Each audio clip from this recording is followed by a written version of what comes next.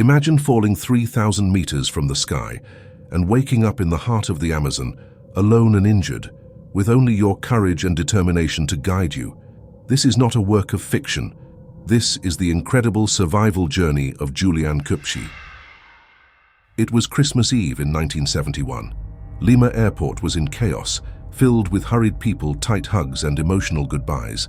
I, Juliane, a 17-year-old girl, was among those anxious souls, ready to return to my home at the Panguana research station, deep in the heart of the Amazon. Beside me was my mother, Maria, an adventurous woman who feared flying, gripping my hand tightly. My mother and I were inseparable, connected not just by blood, but by a shared passion for nature. She, a renowned ornithologist, and my father, a dedicated zoologist, had taught me from an early age to love and respect the jungle that we called home. Despite my mother's obvious nervousness, I felt calm. We had flown before, and I always found it fascinating how planes seemed to defy gravity, soaring into the skies like metal birds. Inside the plane, we settled into our seats. I placed our hand luggage in the overhead compartment while my mother got comfortable, her hands trembling slightly. The roar of the engines vibrated through the floor of the aircraft. The cabin was packed, a microcosm of Peruvian society. There were families returning for the end-of-year festivities, weary executives, restless children. The air was thick with a mixture of perfumes, sweat, and the faint smell of kerosene. The flight attendant, with a professional smile and tired eyes, checked the seatbelts. As the plane taxied on the runway, my mother squeezed my hand. I turned to her and smiled, trying to convey a sense of calm that I didn't completely feel myself. The sensation of being thrust forward as the plane gained speed always gave me butterflies, but I was used to it. Soon we were airborne, climbing through layers of clouds. Outside, the world was a swirl of grays and whites. I looked out the window, trying to see beyond the approaching storm. The first signs of turbulence began to appear, small jolts that made the plane's wings tremble. I glanced at my mother again. She was pale, her eyes closed as she murmured a prayer. I wanted to believe that everything would be fine, that this was just another turbulent flight. But what awaited us beyond those clouds was something none of us could have imagined. The storm began as a distant whisper, a promise of chaos that approached with every second. The sky, once dotted with grays and whites, was now covered by ominous black clouds. The cabin of Lanza Flight 508 trembled with the increasing turbulence, each jolt causing the passengers to clutch the arms of their seats. I looked out the window, watching the lightning streak across the sky like veins of light against the darkness. It was a terrifying and mesmerizing sight at the same time. Inside the plane, the air was thick with palpable tension. I felt cold sweat running down my back, the sound of thunder reverberating through the aircraft's metallic body. My mother, beside me, was pale and silent, her eyes closed as she gripped my hand tightly. Her face reflected the fear I was desperately trying to contain. The flight attendant walked down the aisle, trying to maintain a calm expression, but her eyes revealed concern. "Please, keep your seatbelts fastened," she said, her voice trembling slightly. Suddenly, a deafening crash echoed through the cabin, followed by a flash of light so bright it seemed as if the sun itself had exploded inside the plane. For a moment, everything moved in slow motion. The sound of twisting metal and screams of panic filled the air. I turned to my mother, whose eyes were wide with terror, and then felt the terrifying sensation of being ripped from my seat. Thunder roared around us, a deafening noise coming from all directions. The plane's fuselage began to shake violently, tossing around like a toy in the hands of a giant child. The cabin lights flickered frantically, casting grotesque shadows on the terrified faces of the passengers. I smelled electricity in the air, a mix of ozone and fear. Then, without warning, the plane was struck. A lightning bolt, as powerful as the fury of the skies themselves, cut through the air and hit the aircraft. The explosion of light and sound was instantaneous and devastating. The impact tore the plane to pieces, as if it were made of paper. The wings detached, the fuselage shattered, and everything around us was thrown into a whirlwind of chaos. We were hurled upwards, gravity seeming to lose its hold on us. Oxygen masks dropped from the compartments above, swinging uselessly in the turbulent air. The sound of twisting and breaking metal filled the cabin, mingled with the desperate screams of the passengers. I looked to my side and saw my mother, her eyes reflecting the fear I felt. She tried to say something, but her words were swallowed by the deafening roar of destruction. The pressure inside the cabin changed brutally, my ears bursting with the altitude difference. The air seemed to be sucked out, and everything around us was in motion, a macabre dance of debris and bodies. I felt a violent pull, and suddenly I was floating, clinging desperately to the arm of my seat.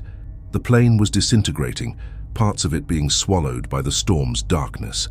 The flight attendant, who moments before had tried to maintain calm, was now lost amidst the wreckage, her expression of horror frozen in time.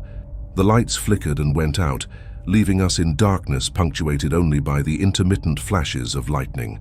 What happened next was a blur of sounds and sensations, the deafening noise of twisting metal, the scream of the winds and the shock of the plane's parts separating. The last thing I saw before everything turned into complete chaos was my mother's figure being swallowed by the storm, her hands still reaching out to me, and then everything went black. The world around me had transformed into a whirlwind of chaos, but suddenly there was a moment of absolute stillness. I was falling, still strapped to my seat, towards the vast unknown of the Amazon jungle below. The deafening sound of the plane breaking apart and the panicked screams of the passengers were replaced by an eerie silence, broken only by the sound of the wind roaring around me. My mind was in shock, unable to process the magnitude of the disaster that had just occurred. My thoughts were fragmented, a cacophony of unanswered questions. Is this really happening? Am I falling to my death? Where is my mother? Each second stretched into an eternity as I plummeted through the night sky. The darkness was almost complete, cut only by occasional flashes of lightning that briefly illuminated the sea of trees below. The cold was biting, each gust of wind a freezing knife against my skin. I tried to move my arms, but fear and adrenaline kept them frozen in a death grip around the armrests. I felt my body being pushed against the seatbelt, the force of the fall pressing me firmly against the chair. Each time lightning lit up the jungle below, I saw the treetops approaching rapidly, a dark green patchwork that promised a brutal impact. Fear took hold of me, a living creature feeding on uncertainty and despair. Despite the panic, there were moments when my mind tried to rationalize the situation. Remember what your father taught you. Stay calm. Breathe. But calm was a distant concept when the reality was free-falling into the unknown. Each second was a battle not to succumb to the absolute terror threatening to consume me. As I fell, the silence seemed almost surreal. The world I knew had vanished, replaced by a solitary descent towards an uncertain fate. There was no longer the familiar noise of the plane, just the sound of the wind and my own heart pounding wildly in my chest. I was suspended between sky and earth, a puppet in the relentless grip of gravity. The sensation of falling was overwhelming. It was as if time had lost all meaning, each moment stretching into an eternity of fear and uncertainty. I could feel my stomach churning, a cold emptiness spreading through my entire body. With every second, the jungle grew closer, a menacing presence becoming more and more real. Finally, as the fall continued, there was a moment of resigned acceptance. I didn't know what awaited me below, but I knew there was nothing I could do to change my fate. Darkness enveloped me completely, and amidst the silence and the wind, I mentally prepared myself for the inevitable impact, hoping that somehow, miraculously, I might survive the hell that I was about to face. The landing was a blur of pain and darkness. I don't remember the exact moment my body met the jungle, only the brutal impact that reverberated through every bone and muscle, as if the earth itself had risen up to crush me. The world around me dissolved into a cacophony of cracks and shards, and then everything went black. When I regained consciousness, the first thing I felt was pain. It was everywhere, a throbbing presence that seemed to come from all directions. I tried to open my eyes, but my eyelids felt as heavy as lead. The smell of damp earth and decaying vegetation invaded my nostrils, a tangible reminder that I was alive, but in a completely unknown and hostile place. Finally, I managed to open my eyes. Daylight filtered through the treetops, casting dancing shadows around me. I was lying on the jungle floor, surrounded by dense and oppressive vegetation. The sounds of the forest began to penetrate my foggy mind. The incessant buzzing of insects, the distant call of birds, and the subtle rustling of leaves in the wind. I tried to move my body, but a sharp pain shot through my right side. I looked down and saw that I was still strapped to my seat, the seatbelt digging into my skin. With trembling hands, I unbuckled it and freed myself, falling sideways onto the soft, mossy ground. Every movement was torture, but the need to understand my situation outweighed the pain. The loneliness was crushing. I called out for my mother, my voice echoing uselessly through the jungle. "Mum, where are you?" But the only response was the silence of the forest, a void that seemed to mock my despair. My heart pounded uncontrollably, a mix of fear and adrenaline, as my eyes frantically searched for any sign of other survivors. I struggled to my feet, each step a battle against pain and weakness. Around me, the jungle seemed to close in, a living wall of plants and trees isolating me even more. The ground was covered with leaves and broken branches, and in the distance, I could see parts of the plane's fuselage scattered like the bones of a giant creature that had fallen from the sky. The shock of being alive was overwhelming. I should be dead.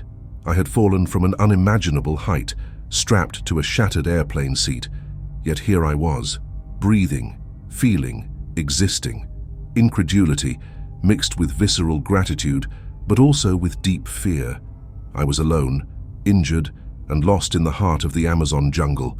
The reality of the situation began to set in. I needed to move, find water, seek help. Every second standing still meant a greater risk of being found by predators or succumbing to my injuries. With newfound determination, I began to take my first steps into the jungle, aware that my fight for survival was only just beginning. The jungle around me seemed to watch my every move, a living, breathing entity. The sun shone faintly through the dense foliage, and I knew I needed to make the most of the daylight to find my bearings. Every step I took, every sound I heard, was a constant reminder of how fragile my existence really was. Yes, I was alive, but the struggle to stay that way would be the greatest test of all. I looked around, trying to muster the strength to understand the situation. My eyes scanned the dense vegetation, and the reality set in like a hard blow. I was alone in the jungle, surrounded by an oppressive green wall. The Amazon rainforest, which I had only known through the stories of my parents and our expeditions, was now my sole companion, and my greatest challenge. The air was thick with the humid smell of earth and the incessant sound of insects. I tried shouting again, my voice hoarse and desperate. "Can anyone hear me?" But the response was the crushing silence of the forest. Every echo of my call seemed to mock my isolation.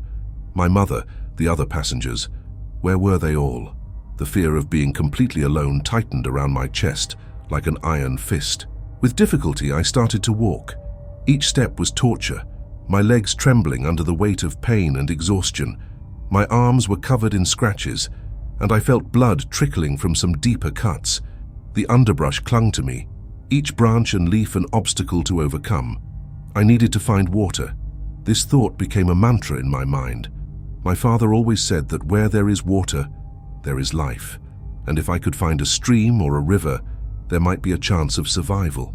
The sounds of the forest were almost deafening. The distant calls of birds, the buzz of insects, the rustling of leaves. But amidst this cacophony, I tried to listen for the soft, comforting sound of running water. My desperate search led me to stumble upon debris from the plane, scattered like evidence of an unimaginable disaster. Twisted metal pieces, fragments of seats, pieces of luggage, all mixed with the green chaos of the jungle. Each discovery was a brutal reminder of what had happened, but also a potential clue to finding other survivors. I called out for my mother every few steps, my voice growing weaker each time. "Mum, where are you?" But there was no answer. Despair began to set in, a cold shadow that threatened to crush my determination. I was beginning to realize that I might be the only survivor. The idea was so terrifying that I had to push it to the back of my mind and focus on the next task, finding water. Eventually, I heard a sound that brought a glimmer of hope to my weary heart. It was a dripping, almost imperceptible but unmistakable. I followed the sound with growing anxiety, my feet tripping over roots and stones. And then, finally, I saw a small stream running between the trees. The sight of the clear water was a miracle amidst the nightmare. I fell to my knees beside the stream, my cupped hands trembling as I drank eagerly. The water was cold and refreshing, an immediate relief for my parched throat.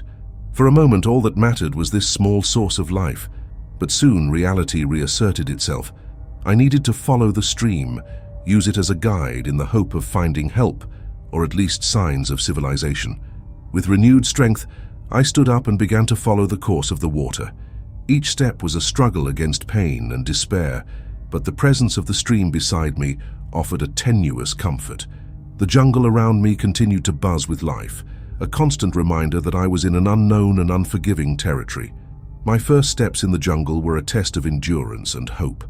I was injured, alone and scared, but alive. And as long as I had the strength to take another step, I would continue to fight for my survival. The days that followed were a constant struggle for survival. The Amazon rainforest, though lush and alive, was an unforgiving place for a lone, injured girl. Hunger and thirst were my constant companions, haunting my every step. The water from the stream was a blessing, but it couldn't sate my hunger.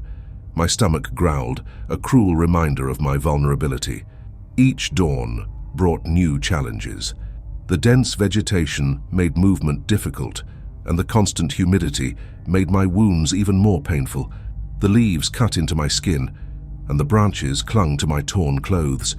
The jungle floor was a carpet of hidden dangers, exposed roots, sharp stones, and venomous insects.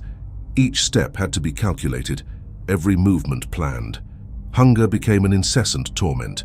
My energy reserves were rapidly depleting, and the small packet of sweets I found among the wreckage didn't last long. I looked around the jungle, trying to identify anything that might be edible, but most of the plants were unfamiliar to me.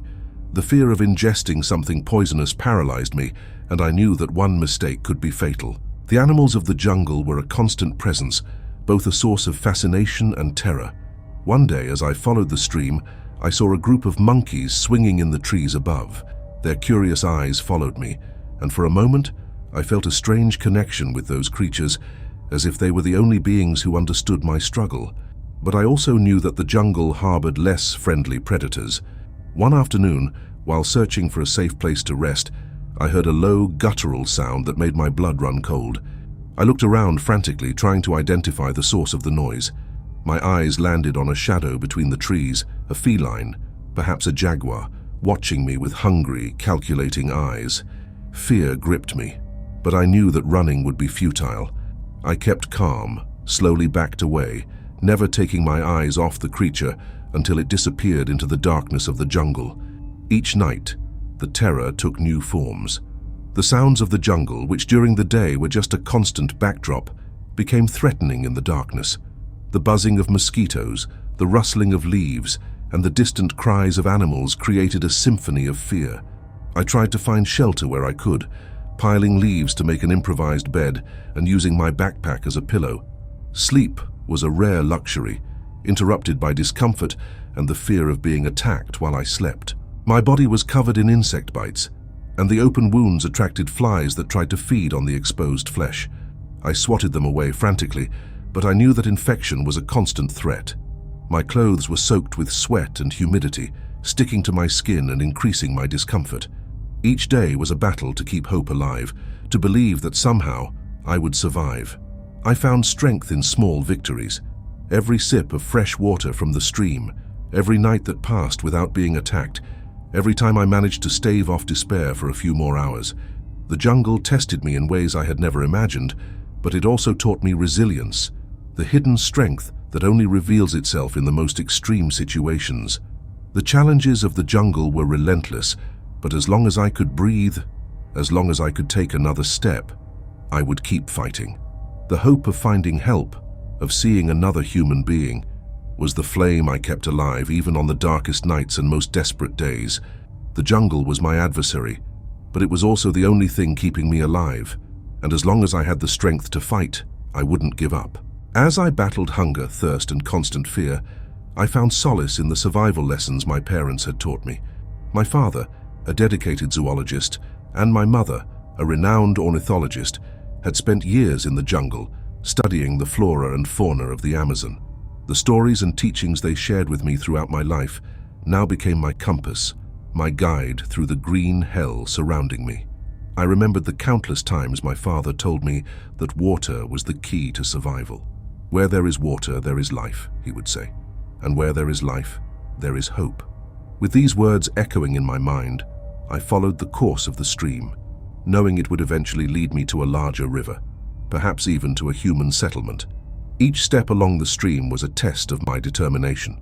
The terrain was treacherous, full of exposed roots and slippery rocks, but I recalled my mother's advice on how to move through the jungle, always slowly and carefully, maintaining balance and avoiding sudden movements that could attract unwanted attention. As I walked, I remembered the impromptu lessons my parents gave me about the plants of the Amazon. "That is plant X," my mother would explain, pointing to a specific foliage, "and this is why. Never eat anything unless you are sure it is safe." These lessons saved my life, for despite the hunger that tormented me, I knew that consuming something unknown could be fatal. The hours turned into days, and my journey along the stream continued. The dense vegetation sometimes blocked my path, forcing me to crawl under low branches or detour around areas where the water turned into impenetrable swamps. But my father's voice was always there, whispering in my mind, "Follow the water, Juliane. It will lead you home." There were moments when weakness almost overcame me. My body was exhausted, and despair threatened to break my will. In those times, I remembered the stories of resilience my parents told, of explorers and scientists who faced unimaginable dangers and survived. If they could do it, so could I. The jungle around me was both beautiful and frightening. The giant trees stood like ancient sentinels, their canopies forming an almost impenetrable roof that blocked most of the sunlight. The sound of the stream was my constant companion, a reassuring reminder that I was on the right path. On one of these journeys along the stream, I found signs of life, human footprints imprinted in the mud. My heart raced at the possibility of being close to help. The sight of those footprints renewed my determination, and I continued following the course of the water with new hope. The nights were still full of dangers, and I used every bit of knowledge my parents had given me to survive. I made shelters from large leaves, tried to keep my skin covered to avoid insect bites, and rested only in places where I could hear any approach. The jungle was a harsh teacher, but thanks to my parents' teachings, I was passing each test it placed in my way. As I followed the course of the water, I forced myself to remember all the small victories. Each night survived, each day finding clean water, each step bringing me closer to being found. My mind was focused on a single goal, to keep moving forward, one step at a time, until I found help or died trying. The determination to survive, fueled by my parents' lessons, was the flame that kept me going. Every thought, every decision was guided by the love and wisdom they had imparted. And as long as I had the strength to continue, I knew there was a chance, however small, to survive this unimaginable ordeal. The days in the jungle dragged on, each an eternity of pain, fear, and the struggle for survival. But then, as if by a miracle, I began to find signs of human activity. The first was a distant, unmistakable sound, the rumble of an engine. I stopped, my heart racing with renewed hope.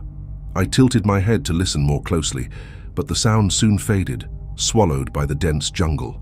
I pressed on with redoubled determination. With each step, I searched for more signs, and then I found a trail. It was narrow and barely defined, but clearly man-made. The leaves were trampled in a way that wouldn't happen naturally.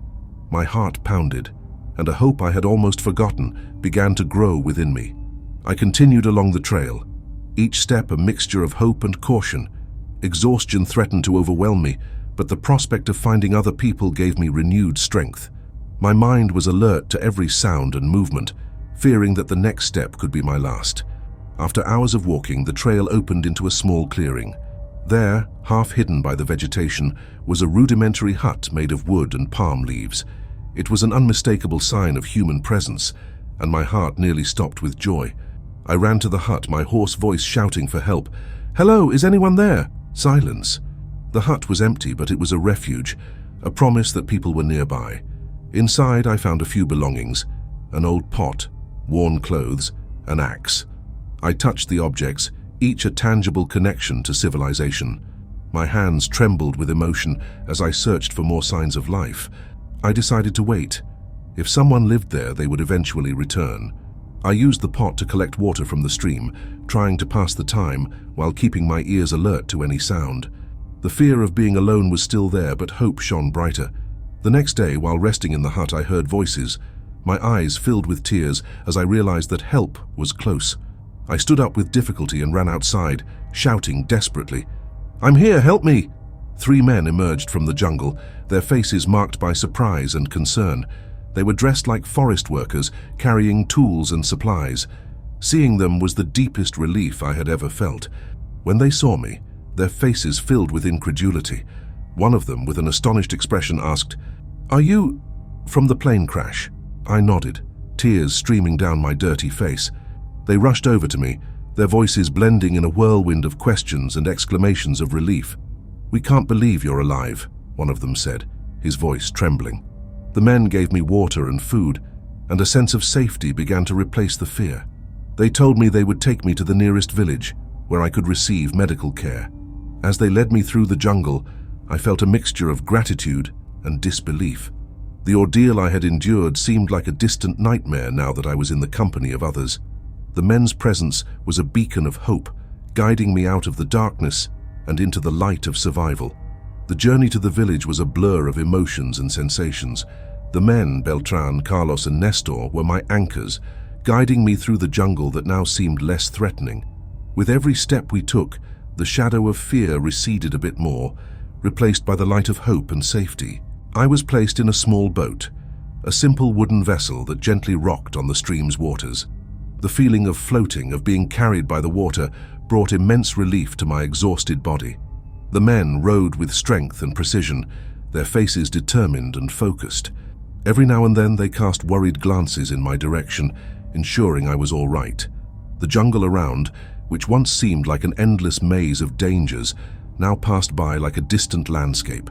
I was wrapped in a blanket one of the men had offered, feeling the warmth of the fabric against my cold, bruised skin.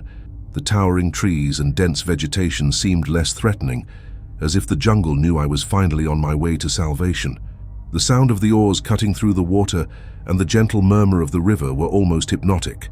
My eyes closed from time to time, the exhaustion overtaking me. But every time I opened them, the sight of the men rowing, determined to bring me to safety, reinforced my hope. I was in good hands. After several hours, the river widened and the banks began to show signs of civilization. Small huts appeared in the distance, and the sound of human voices started to fill the air. My heart raced with anticipation. The sight of other people, of a village, was almost surreal after days of solitude in the jungle. Finally, we arrived at a small dock where several people were waiting. There was a mix of expressions on their faces: curiosity, concern, and relief. When the men helped me out of the boat, I felt solid ground under my feet for the first time in days. The crowd gathered around, and soon I was surrounded by friendly faces and outstretched hands. I was taken to a small makeshift clinic, where a nurse examined me with care and gentleness. The pain was still there, but now there was immense comfort in knowing I was in a safe place, surrounded by people who cared. I was given food, water, and clean clothes, and each small act of kindness was like a balm for my wounded soul. As I rested in a clean bed, my thoughts returned to the jungle. The struggle, the fear, the pain, it all seemed so distant now. I was alive, against all odds. My parents, the lessons they had taught me, and the fierce determination to survive had brought me here. The next morning I was transported to a larger town where I could receive proper medical care and eventually be reunited with my father. The journey there was a mix of relief and gratitude. With every mile we traveled, I left behind the relentless jungle and moved closer to a new beginning. Upon arriving in the town, I was greeted by doctors and journalists, all eager to hear my story. But all that mattered to me was seeing my father again, feeling his arms around me, and knowing that the nightmare had finally ended. Finally, the moment I had been waiting for arrived. I was informed that my father was on his way to the hospital. My heart pounded with a mixture of excitement, relief, and anxiety. Days had passed since the accident, each one feeling like an eternity. Now the moment to reunite with my father was within reach. The sound of hurried footsteps echoed down the hospital corridor, and then the door to my room opened. My father entered, his eyes wide with worry and love. For a brief moment we stood still, absorbing the sight of each other. He looked thinner, older, as if worry and fear had etched visible lines on his face. "Juliane," he exclaimed, his voice choked with emotion. "Dad!" My voice came out as a whisper but was loaded with all the love and longing I felt. He rushed to my bed and enveloped me in his arms, hugging me with a strength only a father could muster. I felt his body tremble against mine, and warm tears soaked my shoulder. It was a hug that seemed to want to erase all the pain and suffering I had faced, as if he could somehow make the entire nightmare go away. I thought I had lost you," he said, his voice breaking with sobs. "I'm here, Dad. I'm alive," I replied, feeling tears stream down my face as well. We stayed like that for a while, just hugging, letting the emotion wash over us. His presence was the balm my heart needed. It was proof that I had won, that the jungle hadn't defeated me. He pulled back slightly, holding my face in his hands and looking into my eyes, as if to make sure it was really me. "You're so strong, Juliane. I'm so proud of you," he said, his voice still trembling but filled with pride and love. "I learned from the best," I replied with a weak but genuine smile. The following days were filled with recovery and the comforting presence of my father. He stayed by my side, holding my hand and ensuring I received the best possible care. With each passing day, I felt stronger, more recovered, and the certainty of being safe helped heal both my body and soul. The jungle had been a brutal test, but that reunion with my father marked the beginning of a new phase. I was ready to leave behind the horrors I had faced and focus on the future. And with my father by my side, I knew I could face anything. His love and support were all I needed to start anew.